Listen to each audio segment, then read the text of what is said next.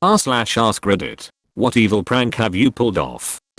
Mom can't tolerate sweet things. Since she can remember, she never ate sweets. When I was 6 or so, during breakfast, Mom left her newly brewed coffee on the table. My older brother encouraged me to put more sugar as a prank. So I did. Mom came back, stirred and then drank, and spit out a rocket. We started laughing, saying it was a prank, explaining that we put extra sugar in it. She looked at us as if we were stupid. Apparently I put salt instead. Her coffee was at sea salt level.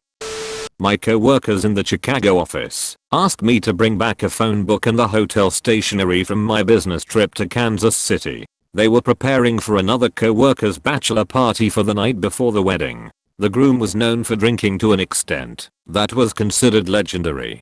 After a night of drinking, he woke up on the morning of his wedding in a hotel room. He checked the nightstand and found the Kansas City phone book. The desk was stocked with KC stationery. His friends had clued the front desk staff in on what was happening and convinced them to answer his room phone. "Good morning and welcome to the Kansas City Holiday Inn." It was 5 hours till the wedding, and he was actually only a couple miles from the venue. But the freakout was epic. Gradually over the course of 2 weeks moved my co-worker's monitors closer to the front edge of the desk, like 1/4 per move, until they were so close the keyboard barely fit. "Stupid small desk," she grumbled. Near the end, I then moved them back, just as slowly. Over a few weeks, she never caught on. I used to work for a cruise line. A passenger asked if the crew lives on the ship full time. I and my co-worker explained that no, the crew leaves every night to fly back to Miami and then returns each morning. She walked away satisfied. After that cruise was over, our manager was sharing the passenger evaluations with us and was confused about one in particular. It was a woman who had stayed on deck 14 and had complained that she couldn't sleep at night because of the noise of the crew helicopter. Fact 1. 1200 crew do not leave every night, but do live on the ship. Fact 2. That ship didn't even have a helipad. Question. What the freak was she hearing every night? People in school used to always take my Gatorade. So I took an empty bottle, filled it with dyed salt water, and let them take my drink. Not gonna lie, it was hilarious watching one person to spit salt water in the middle of class only for their unbelieving friend to do the same. I lived in Korea for a bit. When my mom came to visit, I told my Korean girlfriend it was an American custom to greet older women by touching elbows. I told my mom the same story about Korean customs. It was a thing of beauty. They were not pleased. In India we touch the feet of our elders to get their blessings. I wonder if someone is pranking us since the last 5,000 years.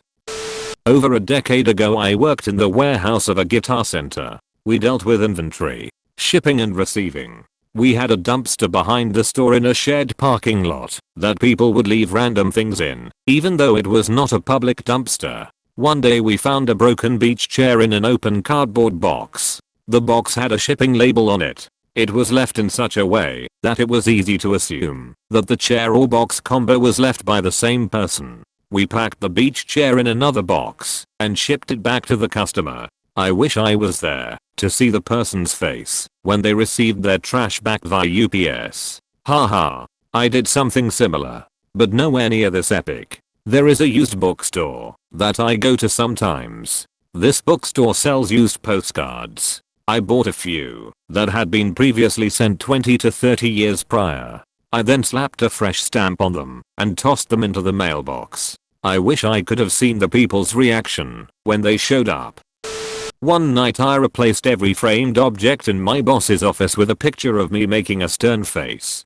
Posters, certificates, photos, etc. Took like 3 hours because he had like 30 framed things in his office. The next day I made sure I was out doing field work to make him sit with it most of the day. He had a lot of foot traffic to look at his office that day. I worked in an office that had 4 offices with shared partitions that had glass at the top. My neighbor wasn't the most observant person and kind of a crap.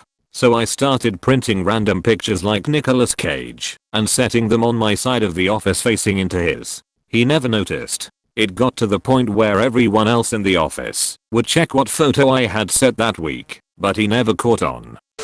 My mom's laptop wallpaper was a picture of her granddaughter. I copied the picture 100 times and made her wallpaper a slideshow of the same picture over and over again. So the file would change but nothing would change visibly on the monitor. The pictures would change every 10 seconds. On one of the images I painted a tiny little curly mustache on her. So randomly for 10 seconds my niece would have a mustache. My mom thought she was either losing her mind or had a computer virus, and every time the mustache popped up, it was gone by the time she tried to show anyone. I did something similar to a college friend.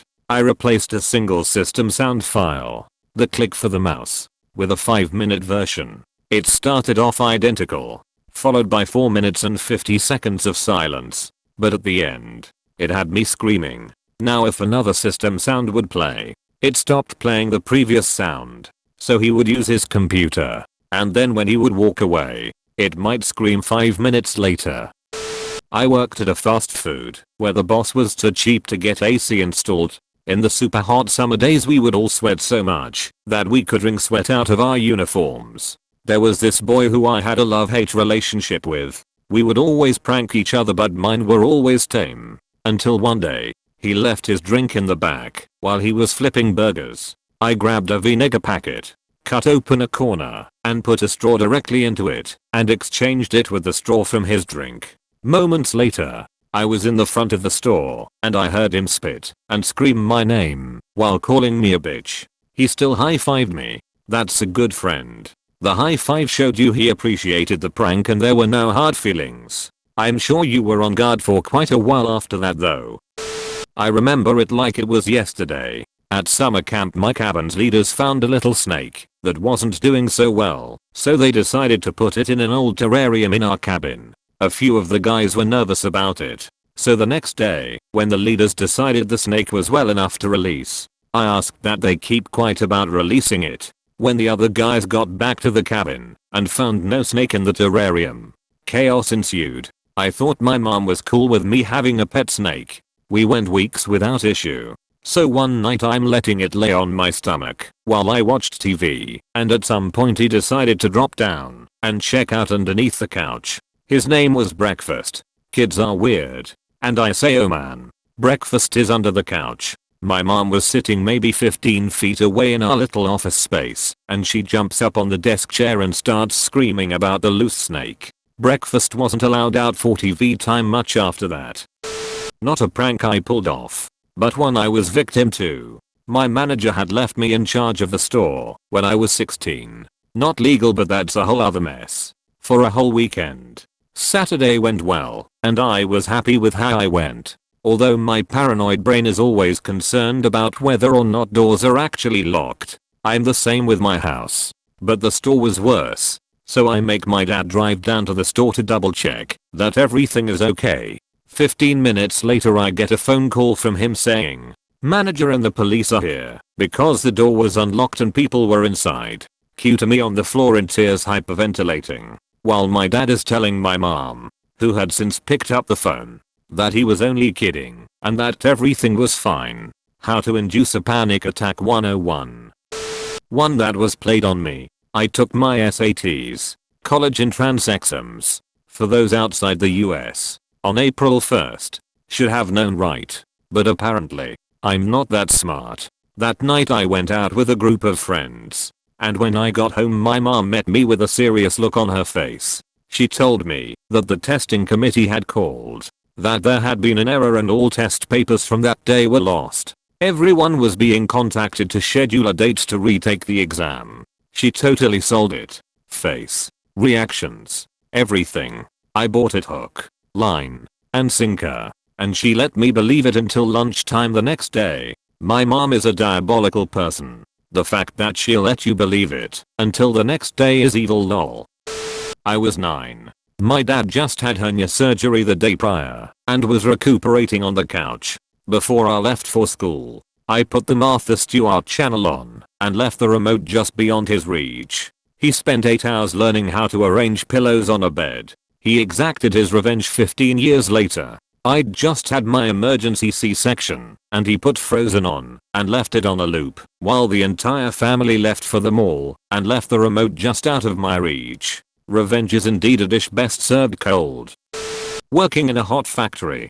Supervisor and job planner in this enclosed cubicle with a window AC unit in the middle of the shop, aka nice 68. In there while we sweat our ass off in 95 to 110 degrees Fahrenheit heat. Kinda hot and pissy and always flies around. I kept grabbing the flies alive. Walking into the cubicle to ask a usually legit question or say I'm just cooling off and opening my hand behind my back. I put 14 of those freakers in there in one shift. He never did catch on I was doing it and the planner was pissed swatting around. There were so many flies in there. Supervisor was cleaning out very crevice thinking some food is supporting life now somewhere. You were planting bugs in their office. I used to work at a science tutoring center when I was in college in my gap year before professional school. One of the things we taught very often was anatomy. So naturally we acquired a few skeletons and various skulls with some variation in how they looked or were marked etc. Well, I was closing one night and I knew my co-worker was opening the next morning early. So before I locked up I assorted all of the skeletons and skulls in a welcome party near the front door. I had one immediately at the opening of the only door into the room with several backup skeletons and skulls just behind at a table together watching on. The best part was that you have to turn on the lights manually and that switch is immediately to the side of the door opening. So when she reached down to turn on the lights she had to come face to face with some lifeless skeleton skull in the middle of the shady opening. Needless to say she screamed. And it was loud enough to make our boss come to see if she was okay. Woke up to some colorful texts. Limao. Still proud of that one honestly. One summer in college, I worked in the registrar's office, registering all the incoming freshmen. A prof who was a mentor to me was teaching freshman seminar and asked me to handpick a class for her. Straight A students. High SATs. Whatever. So I did.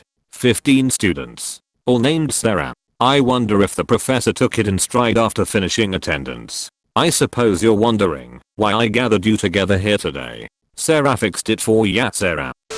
I created a fake uniform policy poster for my high school. It wasn't perfect, but people were idiots, so they fell for it. It took everyone about a week to actually read the poster and see that it was obviously fake. Some people still showed up on the first day wearing the uniform that I designed. Edit. The uniform wasn't anything idiotic looking, just khaki pants, white button shirt, church shoes, and black socks. The outrage was mostly from the fact that people couldn't wear their name brand clothes as a flex. Two of my friends have never met each other. Before they spoke, I told both of them that the other is a bit deaf. They shouted at each other for a few minutes before they realized that I'm a crap hole. I mean, this is the perfect prank. There's a little bit of embarrassment, but mostly just confusion on both of their parts. A friend kept trying to steal my sushi off my plate at a sushi restaurant. So while she wasn't looking, I stuffed it full of wasabi, put a bit of fish back on top to cover my tracks, and pretended to not be looking. When she started reaching towards it, she tossed it into her mouth, started chewing down, and I just swung my head towards her to say, "You freaked up." 5 minutes of coughing, muffled screaming, and copious amounts of water later, she had learned her lesson. I farted under the covers, then pointed at the ceiling above my girlfriend and shouted, "Spider," so she'd throw the blankets over her head. Later, when she told her parents, that turned out to be the thing that earned her dad's respect for me, made him laugh so hard he needed an inhaler. The AM supervisor at my office is a short little man who likes to work from a laptop on a rolling adjustable desk. For over a year I gradually raised the height of this desk and watched as he went from sitting on a stool to an adjustable tall task chair to standing. Last week he removed the wheels from the desk to lower the height. He doesn't realize it's adjustable. Now you must lower it all the way. Someone looks like this when their prank pulled off. Thanks for watching. If you liked the video, please hit like. If you would like to see more, feel free to subscribe.